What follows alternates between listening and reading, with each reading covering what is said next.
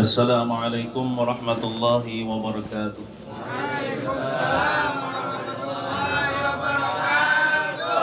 أعوذ بالله من الشيطان الرجيم. بسم الله الرحمن الرحيم. الحمد لله رب العالمين وبه نستعين على أمور الدنيا والدين وصلوات الله وسلامه على رسوله الكريم وحبيبه العظيم سيدنا وحبيبنا وشفيعنا وقرة أعيننا ونور قلوبنا ومولانا محمد وعلى آله وصحبه إلى يوم الدين. أما بعد.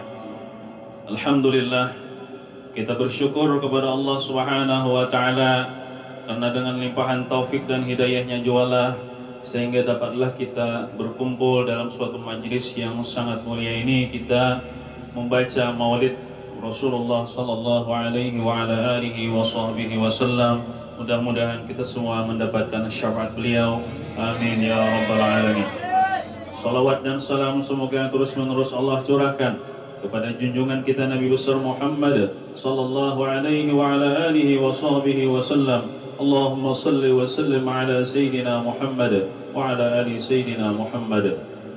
Ulun ucapkan terima kasih kepada tuan rumah yang jauh-jauh hari telah mengundang ulun dengan perantaraan akhina billah Guru Mahliansah, yang mana tuan rumah meminta kepada ulun untuk membacakan riwayat hidup atau manakib seorang wali Allah Subhanahu wa Ta'ala yang tidak asing lagi bagi kita, yaitu Datuk Kelampaian.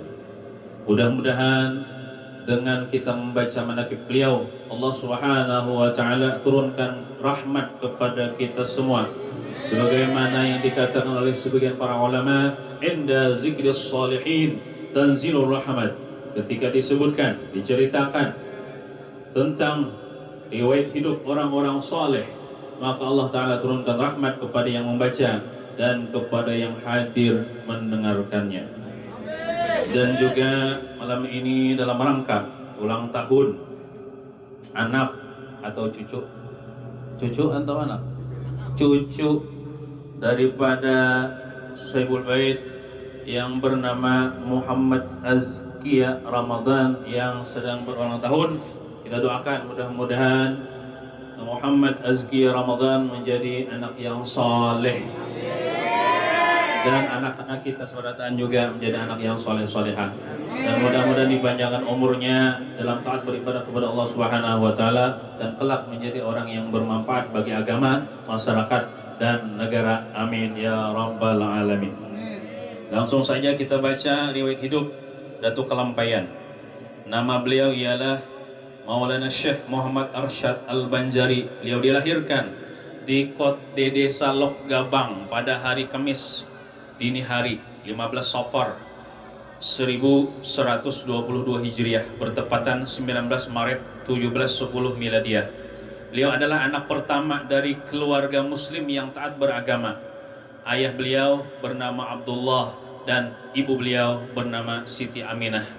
Sejak kecilnya Datuk Kelampaian ini oleh Allah Subhanahu wa Ta'ala telah dinampakkan kelebihan pada dirinya yang membedakannya dengan kawan-kawan sebaya beliau, di mana beliau sangat patuh dan ta'zim kepada kedua orang tuanya serta jujur dan santun dalam pergaulan bersama teman-temannya.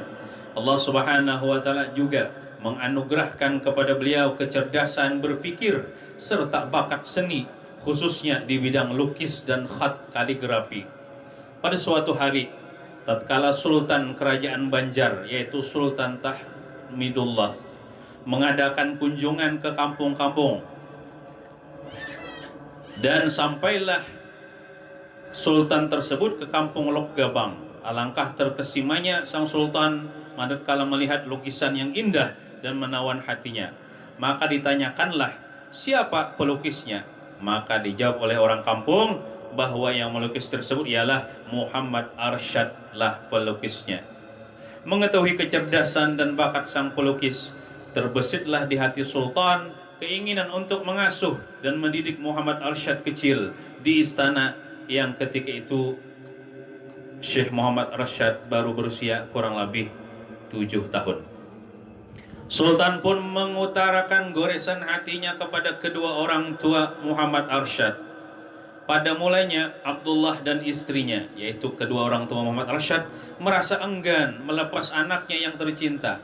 Tapi demi masa depan sang buah hati yang diharapkan menjadi anak yang berbakti kepada agama, negara, dan orang tua, maka diterimalah tawaran sultan tersebut. Kepandaian Muhammad Arsyad kecil dalam membawa diri, sifatnya yang rendah hati, kesederhanaan hidup, serta keluhuran budi pekertinya menjadikan segenap warga istana sayang dan hormat kepadanya. Bahkan sultan pun memperlakukannya seperti anak kandung sendiri. Setelah dewasa, Syekh Muhammad Arsyad dikawinkan dengan seorang perempuan yang solehah bernama Tuan Bajut, yaitu seorang perempuan yang taat lagi berbakti kepada suami, sehingga terjalinlah hubungan saling pengertian dan hidup bahagia. Seiring sejalan, seia sekata bersama-sama meraih ridha Allah Subhanahu wa taala semata. Ketika istri beliau mengandung anak yang pertama, terlintaslah di hati Muhammad Arsyad suatu keinginan yang kuat untuk menuntut ilmu di tanah suci Mekah.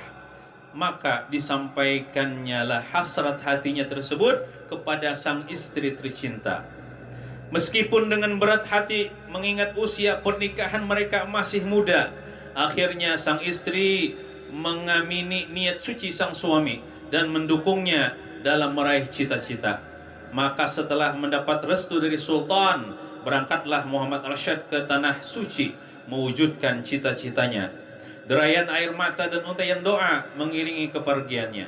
Di tanah suci Mekah, Syekh Muhammad Arsyad mengaji kepada masyayikh, para syekh-syekh terkemuka pada masa itu. Di antara guru beliau adalah Syekh Ata'illah bin Ahmad al-Misri, kemudian Al-Faqih Syekh Muhammad bin Sulaiman al-Kurdi, dan Al-Arif Billah Syekh Muhammad bin Abdul Karim As-Samman al-Madani, yaitu Syekh Muhammad Samman al-Madani. Syekh yang disebutkan terakhir yaitu Syekh Muhammad Samman al-Madani adalah guru Muhammad Arsyad di bidang tasawuf, di mana di bawah bimbingannya lah Syekh Muhammad Arsyad melakukan suluk dan khalwat sehingga mendapatkan ijazah darinya dengan kedudukan sebagai khalifah, bahkan khalifah mutlak, maksudnya khalifah nomor 1 dari sekian ribu murid Sayyid Muhammad As-Samman al-Madani.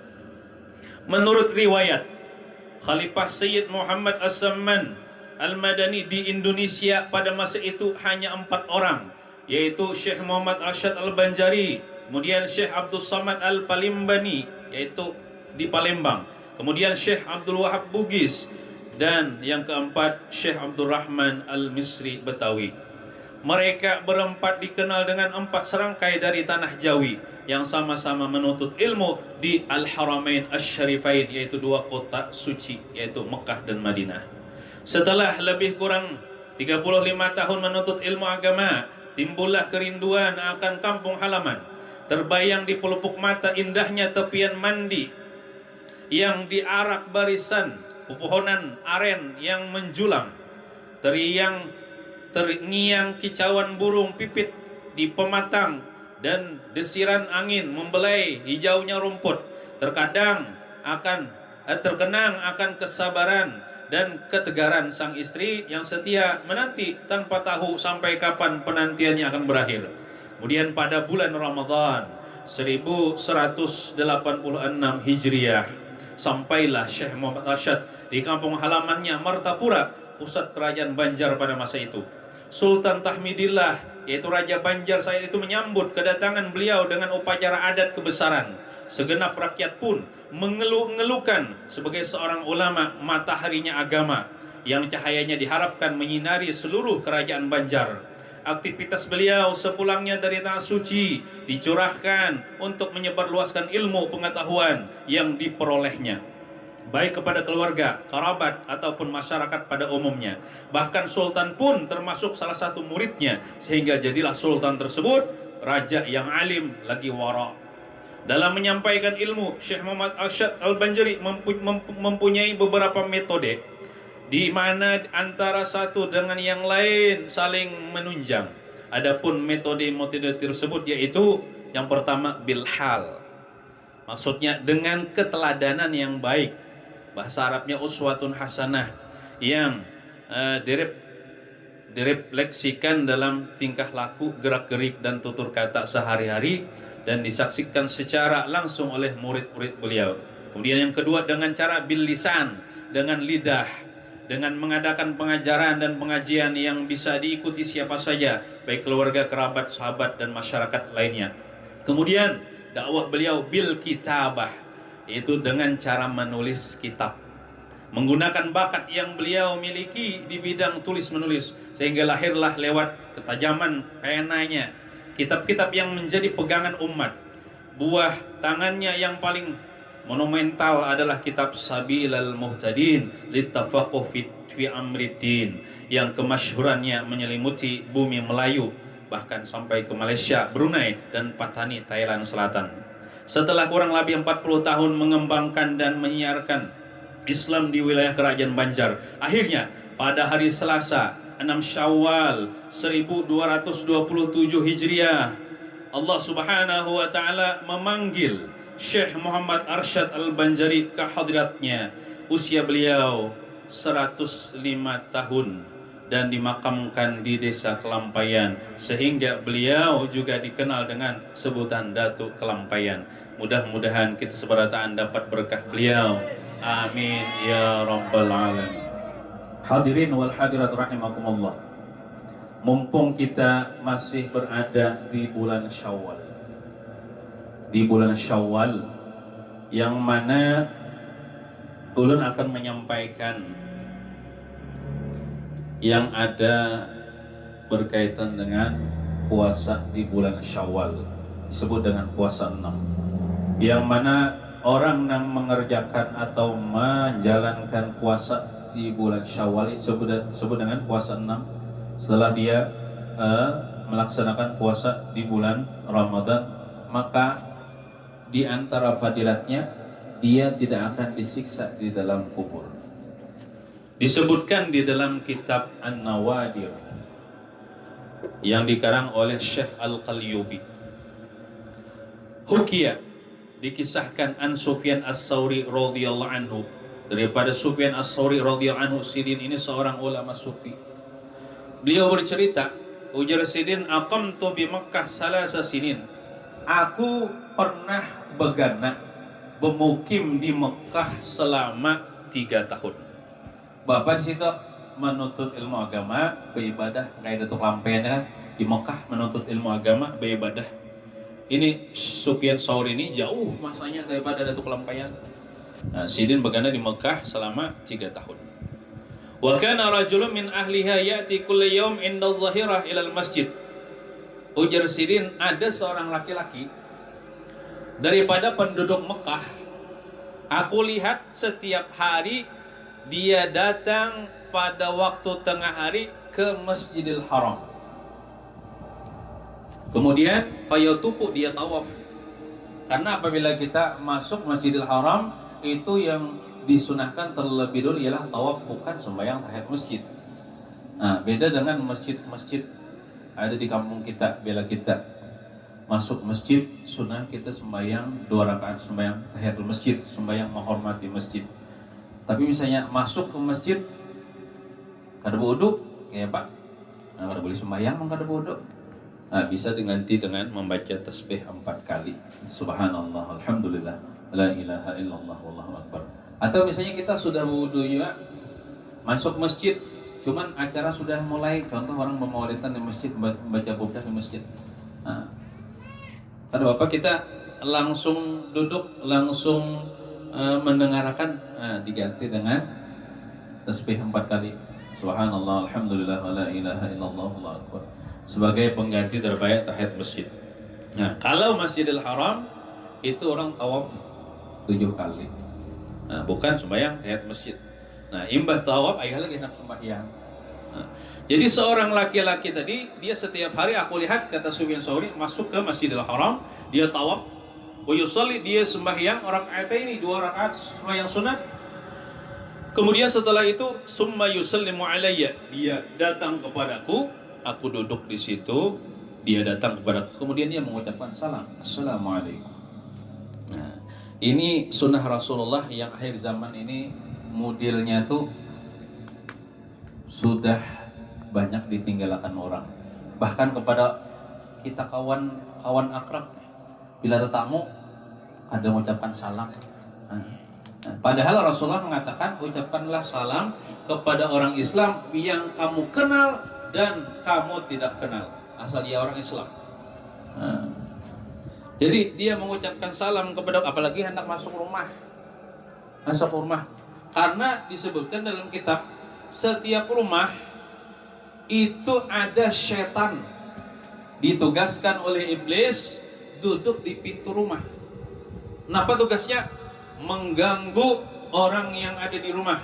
Contohnya suami istri, diganggunya supaya bini bawa mamai, disuruh diganggunya supaya laki bawa mamai, bini minta cerai. Mengarang setannya kan Dasim. Jadi janganlah mengarani anak nih Muhammad Dasim. Muhammadnya bagus, Dasimnya ngarang setan yang ditugaskan di pintu rumah.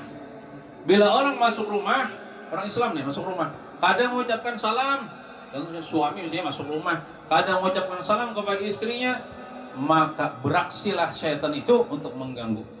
Dia nangkalhi, berangutan, di dalam rumah ke. Tapi kalau kita masuk rumah, assalamualaikum ya kita kepada ahli rumah, maka syaitan yang bernama Dasim itu terpelacung. Jadi di situ sunnah Rasulullah itu adalah senjata yang ampuh untuk membasmi syaitan, untuk mempelacungkan syaitan. Kan disebutkan dalam riwayat yang lain, orang bang aja nih, syaitan terbirit-birit buka sampai tak kami. Tapi bila tuntung bang boleh kayak pelangnya mengganggu orang sembahyang. Jadi misalnya ada di rumah itu orang bahantu, bejin, bang di situ, ya Allah. Sedangkan kita mengucapkan salam aja sudah terpelacung syaitannya, apalagi kita azan di situ, apalagi membaca maulid di situ, apalagi membaca burdah di situ. Gitu. Jadi bila masuk rumah ucapkan salam, bini anak masuk rumah ucapkan salam, laki anak masuk rumah ucapkan salam. Misalnya bang ya di rumah tuh kan ada orangnya, sunat juga kita mengucapkan salam, cuma salamnya kayak ini, assalamualaikum wa ala ibadillahi sholihin. Nah itu kalau kita masuk rumah, masuk ruangan di situ kan ada orangnya, assalamualaikum. Ada kalau di dalam tahiyat akhir tah, assalamualaikum wa ala ibadillahi sholihin, maka salam kita itu nanti dijawab oleh malaikat yang ada di situ. Nah, jadi kita mengucapkan salam. Ya, senjata itu sunnah Rasul, senjata ampuh untuk mengusir syaitan gitu. Jadi dia mengucapkan salam kepadaku, kata Sufyan Tsauri, summa yarju ila baitih, kemudian dia boleh kayak ke rumah, ibadah mengucapkan salam boleh kayak ke rumah. Hari-hari kita. Nah, fahusila li bihi ulfatun wa mahabbatun, maka aku nih rasa cinta kepadanya, rasa simpati kepadanya. Orang baik bang nih, orang soleh bang nih. Bila masuk ke Masjidil Haram, sembahyang, beribadah, pertama aku ucapkan salam boleh ke rumah. Kayak itu hari-hari tak. Nah, kemudian fahusila lahu maradun, tiba-tiba aku dengar iya garing. Manusia bisa garing, ya kelak. Jadi bagus aja kita nih, misalnya ya 1 tahun tak ada garing gitu nah. Ya kelak. Amun kada garing lalu ya Fir'aun 400 tahun kada pernah garing. Salismaan ya kada, ya bisa mengaku Tuhan gitu. Jadi bagus saja garing itu apa? Supaya hamba bisa garing ya kala, lemah ya kala. Nah, cuman ada amalan supaya kada panggaringan. Man shalla bi alam wa alam lam yusibhu alam. Itu entah perkataan ulama, entah perkataan Nabi, pokoknya ada di dalam kitab. Man shalla bi alam lam yusibhu alam. Man shalla bi alam wa alam lam yusibhu alam. siapa nang sembahyang sunat sebelum subuh. Sembahyang sunat boleh subuh. Kan kita sembahyang subuh 2 rakaat kalau nang wajibnya nih. Nah, sunat kita sembahyang sunat sebelumnya 2 rakaat sembahyang sunat. Rakaat pertama sesudah Fatihah baca surah Alam Nasyrah sekali. Rakaat kedua sesudah Fatihah baca surah Alam Tarakai sekali. Lam yusibhu alam, dia tidak akan ditimpa oleh penyakit. Termasuk penyakit ya virus corona kira-kira. Itu. Ini kayak apa hendak sembahyang dia subuh aja? Kayak apa sembahyang subuhnya melandau? Jam 7 ditawakan oleh matahari. Tadahulu matahari bangun daripada sorang. Nah, amun kita telah telinga kita mendengar azan subuh tuh masih lagi magut bantal masih magut guguling amun orang bini magut bini ya Allah. Nah, mendengar aja cuma tatap di bawahnya guringnya tuh berdosa dalam kategori menunda sholat. Jadi supaya kada berdosa bangun dulu sembahyang dulu imbah itu ayuh pulang guring gitu nah. Jadi biasanya anak-anak muda, ulun masuk anak muda, walaupun saya bisa anak 3 dah ya Allah ya, kita masih muda ya Allah. Ibaratnya mulai pusat ke bawah ya 15 tahun ya Allah, walaupun mulai pusat ke atas 70. Nah, jadi bagus tadi amalkan sembahyang sunat sebelum subuh. Rakaat pertama sudah Fatihah Alam Nasyrah, rakaat kedua sudah Fatihah Alam Tarakai. Lam yusibhu alam, tidak akan ditimpa oleh penyakit. Artinya orang kada penggeringan. Garing itu ada aja Bang, cuman jarang. Nah, jadi seseorang tadi garing, ujar Sufyan Tsauri. Lalu aku ini dapat kabar daripada utusannya, si Fulan garing. Inggih, ujar Sufyan Tsauri, kena ulun mailangi orang garingnya kan sunnah. Cuma mailangi orang garingnya jangan lawas. Sawat 4 makan di situ ya Allah. Malam 4 mandi, 4 WC, 4 behira di situ ya Allah. Kecuali misalnya nang garing nih, ikan bermalam gin lah. Bila ikan bermalam 3 hari aku senang, ayo apa malam. Ini misalnya kita mailangi orang garing nih, berjamaah. Bukan dia berucap apakah? Orang hendak istirahat. Apalagi misalnya mengisahkan kayak bahari kan 3 hari mati aja. Saya Allah timbulnya tambah garing ya Allah. Nah, jadi saya sekadarnya aja ya Allah. Ada orang garing itu kan mendoakan ya Allah. Paling mana kali kayak apa berikan. Insyaallah ikam sembuh aja gitu. Doakan sudah. Hendak ada duit beri duit ya Allah. Nah, kita amun diberi sate nya kada makan juga. Ini orang garing ini kan tapi makan amun orang garing, julungi sate mantap tuh lain garing ngarannya ya Allah. Nah, jadi garing. Lalu aku hilangi. Sekalinya nang garing nih teh berwasiat kepada aku. Ujar Sufyan Tsauri nih. Wahai Sufyan Tsauri, idza mittu faghsilni binafsik. Amun ulun takdir meninggal dunia tadahulu pada pian nih ulun garing nih ya Allah. Mandiakan ulun pian nang mandi ulun. Kan bagus kita dah nang mandi kita dah orang nang berilmu, orang nang tahu di agama, mau kada berilmu ya buat dinyelamakannya ke banyak bujahnya ya Allah. Ada videonya ulun melihat nang orang menguburakan nang orang kupit nih tuh. Tabelenya tuh buat abut na anak. Ada videonya nih tuh. Mudahan kita terhindar daripada bala musibah ya Allah.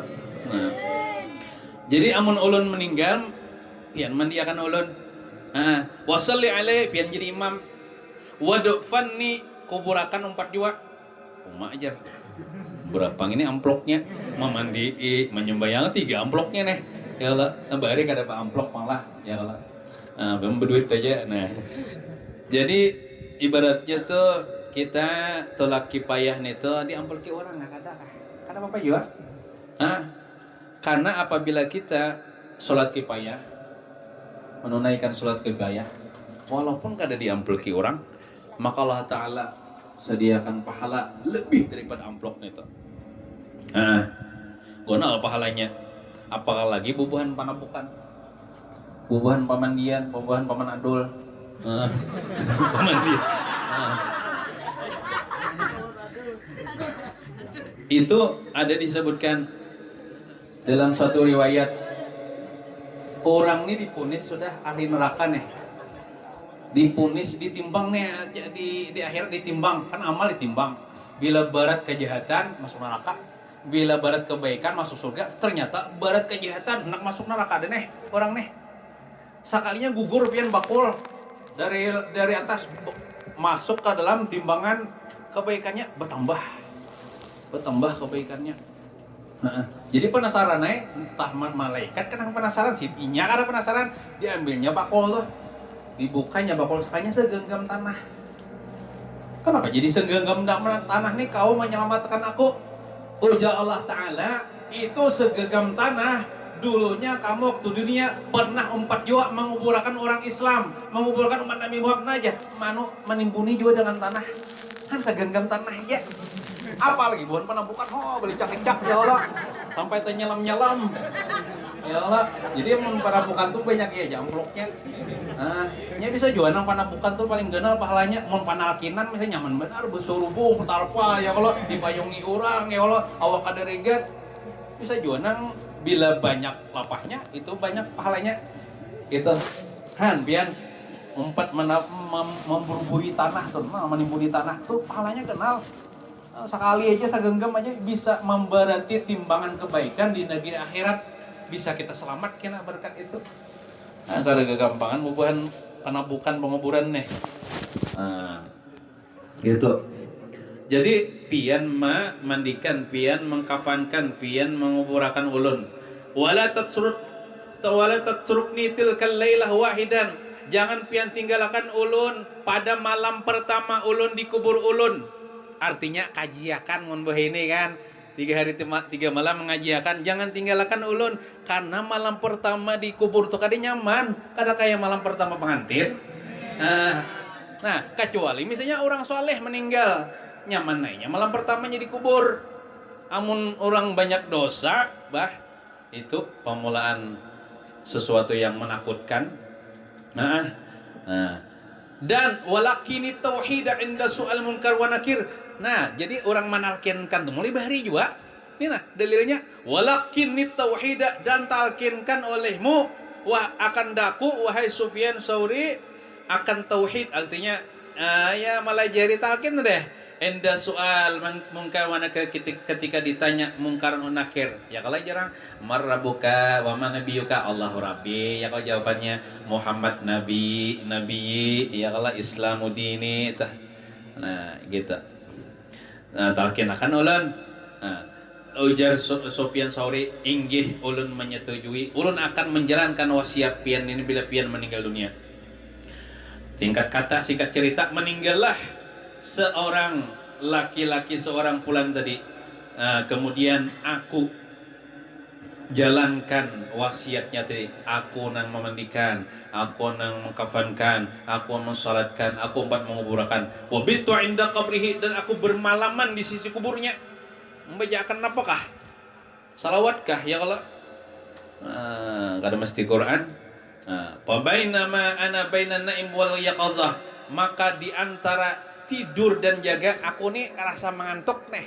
Jadi antara tidur dan jaga, sami'tu hatipan min fawqi yunadi, aku mendengar ada suara yang berseru. Suaranya ada, orangnya kada ada, mungkin ini suara dari malaikat. Napa jadi suara tadi? Ya Sufyan, wahai Sufyan Tsauri, la hajatalahu ila hifdzika, kada perlu lagi ikam berjaga di sini, kada perlu lagi ikam begena di sini menunggui nang inya ini nih, dan kada perlu lagi ikam mentalkinkan inya. Jangan salah paham lah Hanjar, kada boleh ditalkin kalau jar, jangan. Maksudnya orangnya ini hebat sudah di dalam kubur ini, kada perlu lagi ditalkinakan. Namun orang yang ahli maksiat talkinakan Hajar. Wala ila unsika, kada perlu lagi nya kepada kasih sayang engkau. Li anna anasnahu, karena kami, ujar malaikat, sudah menjinakinya, mengasih sayanginya. Walaqannahu, kami sudah mantalkinkannya. Malaikat mantalkinakan, ada kegampangan. Lalu penasaran Sufyan Tsauri nih. Fakultu, aku tanya suara itu, bimaza, artinya dengan sebab apa si mayit ini mendapatkan kemuliaan ini? Kada perlu lagi inya sugih sudah pahala, kada perlu lagi ditalkinkan, kada perlu lagi dikirimi. Dengan apa?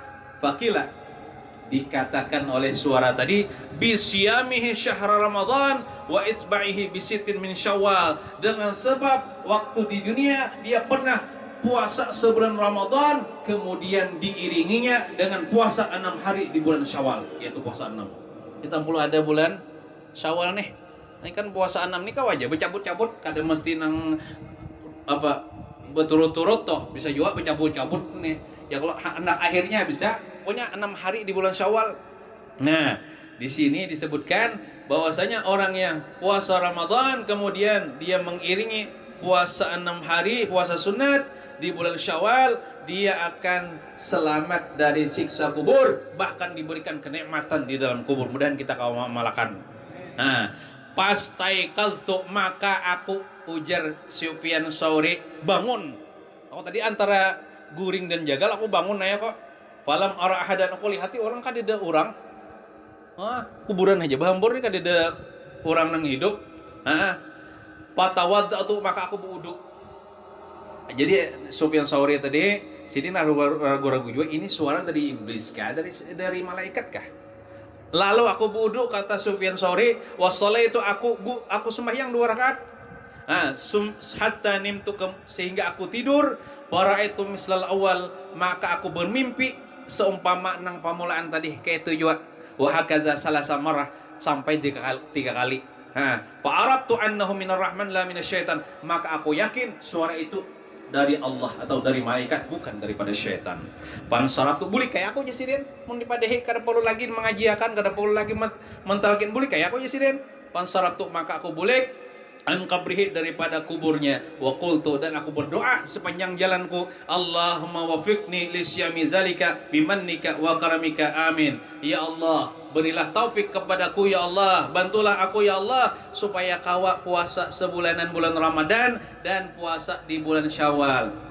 Mudah-mudahan kita sabaratan, diampuni dosa-dosa kita, dosa mama abah kita, guru-guru kita, jiran tetangga kita, muslim dan muslimat, dan mudah-mudahan kesabaratan dipanjangkan umur dalam taat beribadah kepada Allah, dimurahkan rezeki yang halal, dikabulkan segala hajat dunia wal akhirah, mati beriman husnul khatimah, sempurna iman kita, dilepaskan Allah daripada siksa dan fitnah kubur, dan mendapatkan syafaat baginda Rasulullah SAW. Amin ya rabbal alamin. Ala tilkaniyah wa ila hadratin nabi. Al-Fatihah. أعوذ بالله من الشيطان الرجيم. بسم الله الرحمن الرحيم. الحمد لله رب العالمين الرحمن